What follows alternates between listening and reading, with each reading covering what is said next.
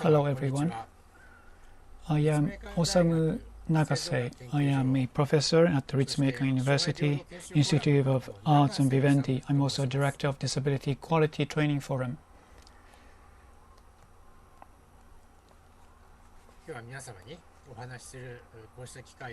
Thank you very much for giving me this opportunity to speak to you. My specialization is disability studies.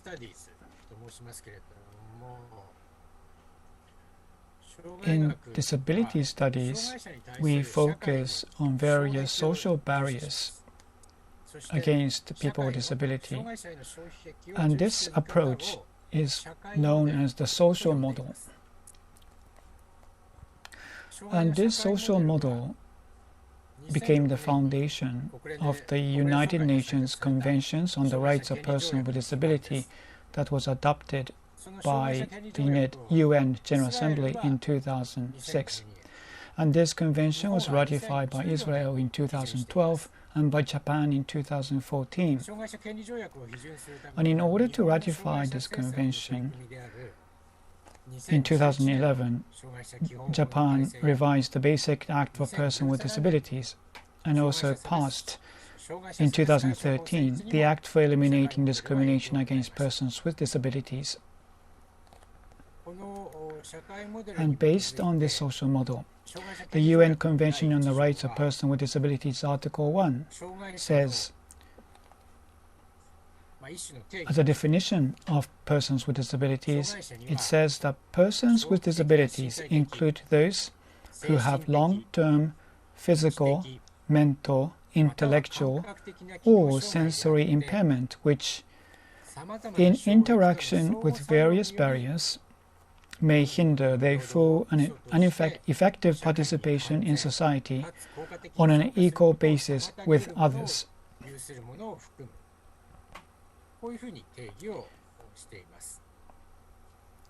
And here in this definition, the important point is the mention of various barriers.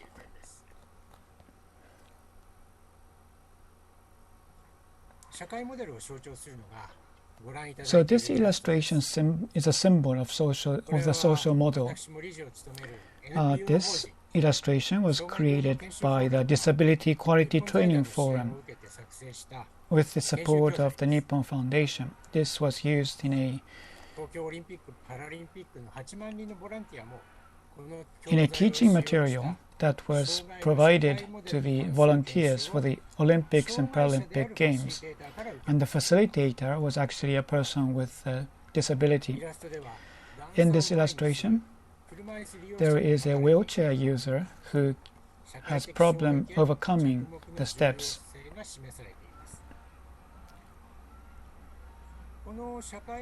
And when we think about the social model, the Japan revised the Basic Act for Persons with Disabilities by including the concept of various social barriers.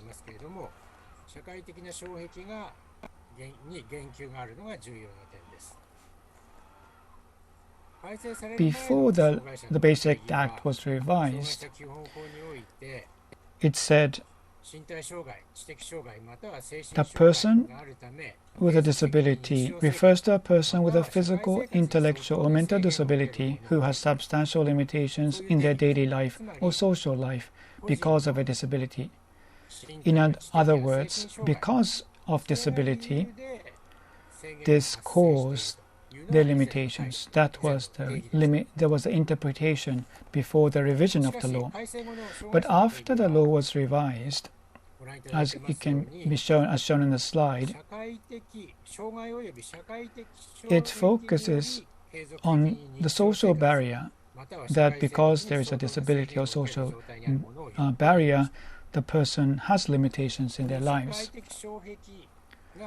So the important point here is that they have included social barrier in the definition of people with disability. And by including social barriers, this has changed the meaning of what it is to have disability. So this was a major turning point. In Japan this summer, in 2021, we had, following the Olympic Games, the Paralympic Games, and we were able to pass on the baton to Paris. We watched athletes from Israel, Japan, and other countries and their performance.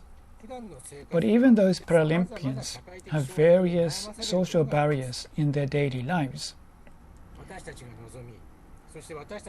And this UN Convention on the Rights of Persons with Disability aims to eliminate various discrimination against people with disability, including the Paralympians, and to ensure equal rights for all.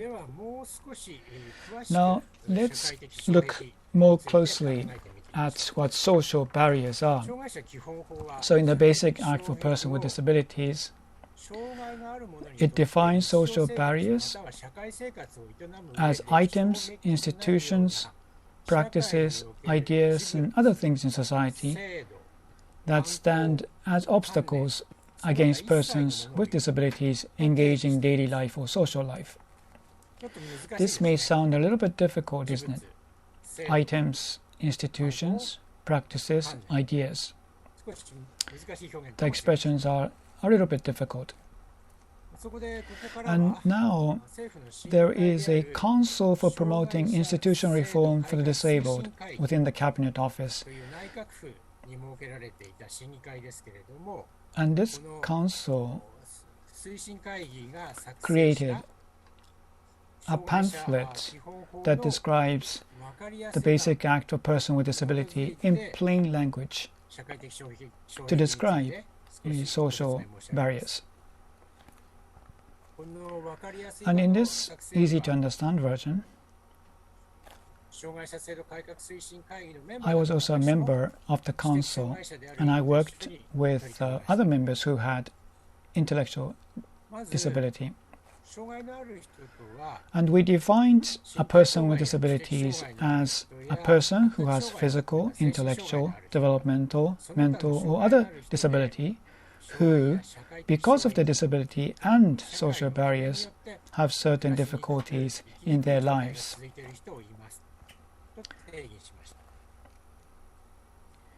In addition, we also define social barriers as all of the things that make life more difficult for people with disability. And for instance,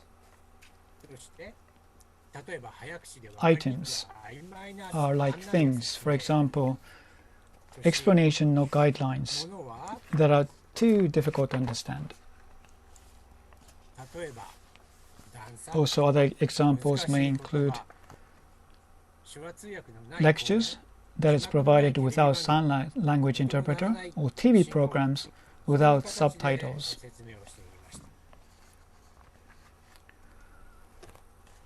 As for institutions, this may include, for example, hospitalization without consent, or high health care costs that make health services inaccessible.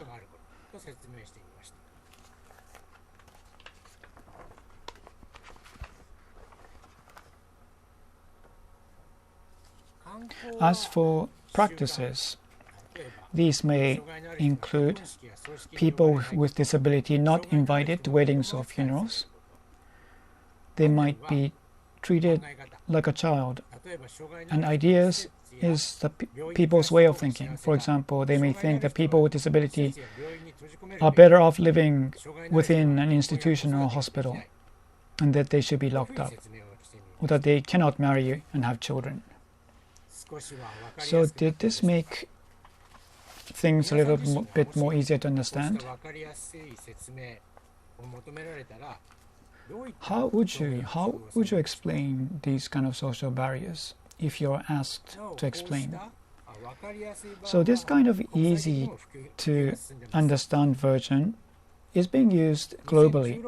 In 2006, an intellectually disabled person Mr. Robert Martin, who is a member of the Committee on the Rights of Persons with Disabilities, he was the first person to be elected to this committee as a person with disability, and this kind of creating an easy-to-understand version has spread globally.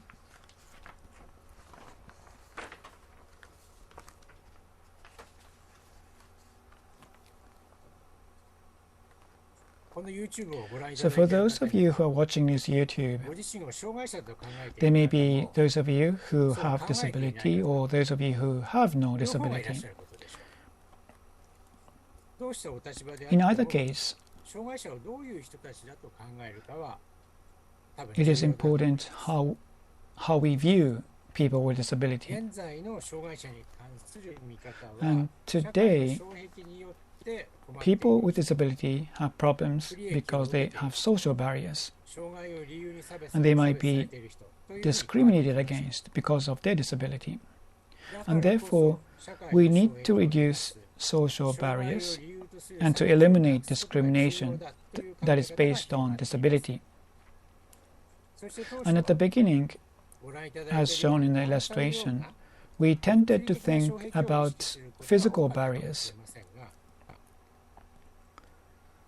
But today, more and more, we recognize other forms of barriers, for example, access to information, or that we may be excluding or give less priority in our institutions and systems.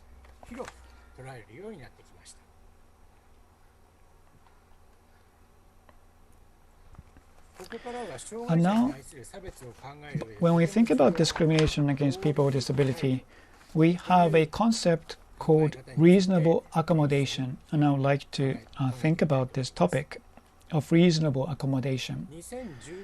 In 2016, in April, the Act for Eliminating Discrimination Against Persons with Disabilities was passed in Japan, and those civil servants are required to provide reasonable accommodation.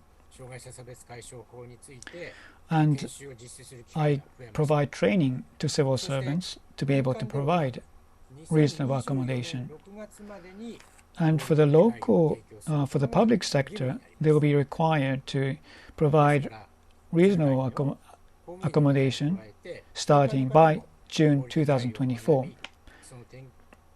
So in addition to the government, the private sector will also be required to provide reasonable accommodation to persons with disability.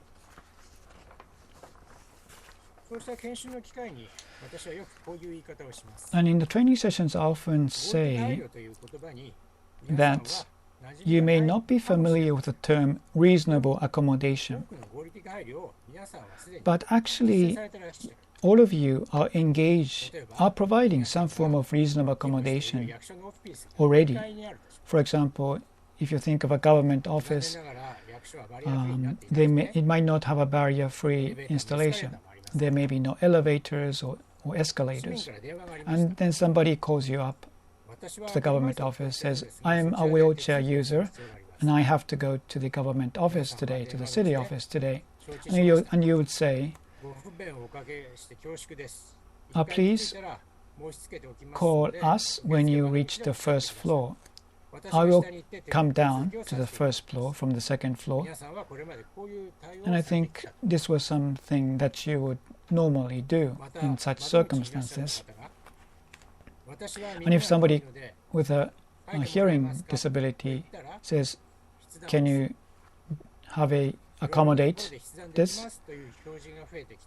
And then you might provide some pen and paper to communicate in writing.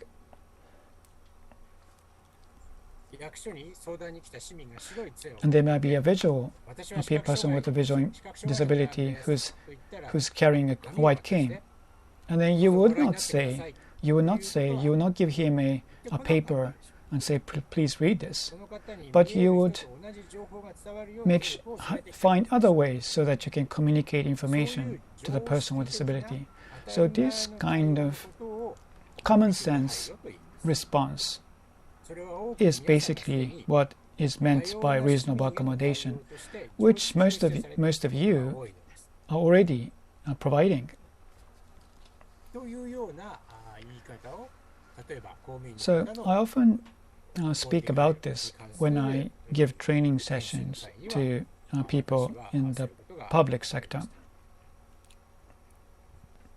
So, to summarize, reasonable accommodation is to make accommodations, adjustments, or coordinations that meet the needs of each person with disability.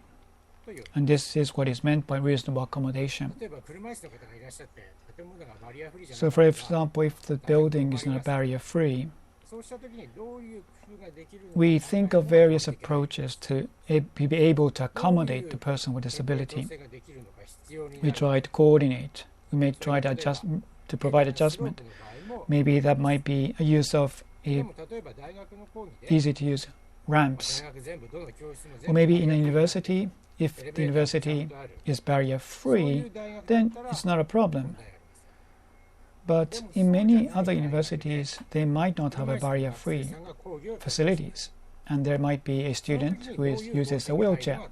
And then the university will then have to think about the adjustments, the accommodations that they need to make for students with disability. And in most cases, the university would deal with a situation by asking the students to register for a course. And if the course uses a classroom that is not barrier-free, then they might change the class in another building that is barrier-free in order to provide reasonable accommodation to the students. Actually, the Act for Eliminating Discrimination Against Persons with Disabilities already require government agencies to eliminate discrimination. For private companies, they will be required to do the same by June 2024 to provide reasonable accommodation.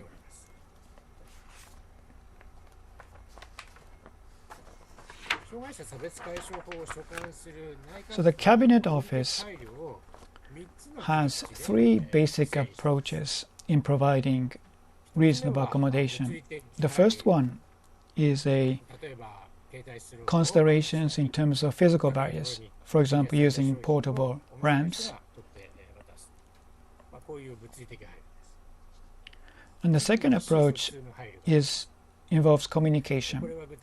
So, for example, using pen and paper to communicate by writing, or using sign language, or expressions that are easy to use.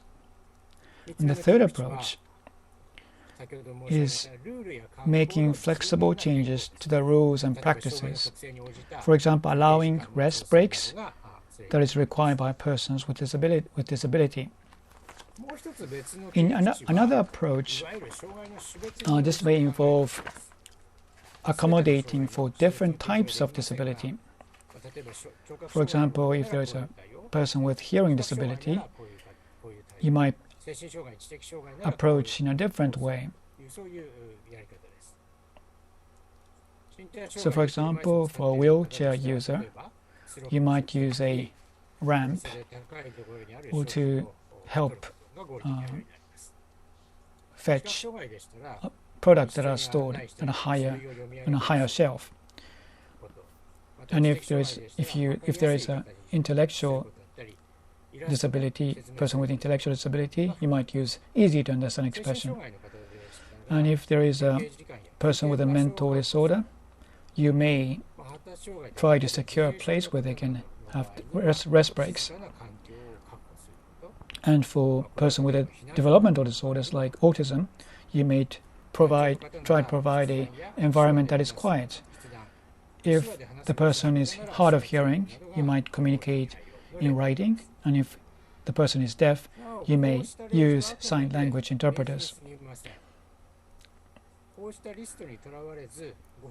So we also need to listen to what the person with disability needs and flexibly provide reasonable accommodation to fulfill those needs. And not providing reasonable accommodation leads to discrimination. The Act for Eliminating Discrimination Against Persons with Disabilities consider discriminations as unfairly discriminating against people with disabilities, as well as failing to provide reasonable accommodation. Lastly, this requirement for reasonable accommodation arose in an effort in the United States to eliminate all forms of discrimination based on religion. For example, Jewish people and Muslims. For example, allowing people to rest on the Sabbath for the Jewish people, and to provide special accommodation for Muslims to pray. And in this way, reasonable accommodation tries to remove social barriers, and it is a mechanism for accommodating diversity in a society that is composed of different people, including people with disability. It is a very important concept in making a society more inclusive and to value diversity. So I spoke about social barriers and the concept of social model and the role of reasonable accommodation in removing barriers. Thank you very much for listening.